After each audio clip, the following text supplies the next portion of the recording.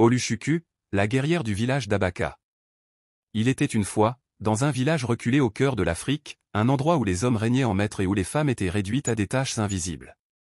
Ce village s'appelait Abaka, et là-bas, les traditions étaient rigides et cruelles. Les hommes, forts et respectés, étaient les seuls à prendre les décisions, à se battre et à mener les guerres.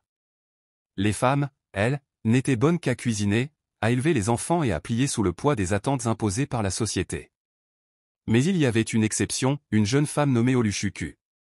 Oluchuku n'était pas comme les autres filles du village. Elle n'avait pas peur des hommes, ni de leur pouvoir, ni de leur violence.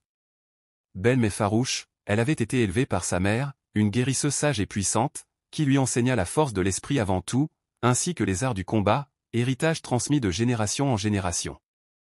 Dès son plus jeune âge, Oluchuku comprit que la véritable puissance ne résidait pas dans les muscles, mais dans le courage, l'intelligence et la détermination. Tout changea le jour où un homme du village, le chef des guerriers, osa frapper sa mère lors d'une dispute. L'affront fut trop grand pour Oluchuku. Elle ne pouvait rester silencieuse face à l'injustice. Alors, elle se leva, et pour la première fois de sa vie, elle se présenta devant les hommes du village, défiant leur autorité avec une audace qui fit trembler même les plus vaillants.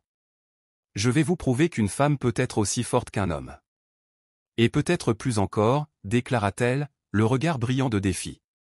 Les hommes, d'abord amusés, rirent de cette insolence.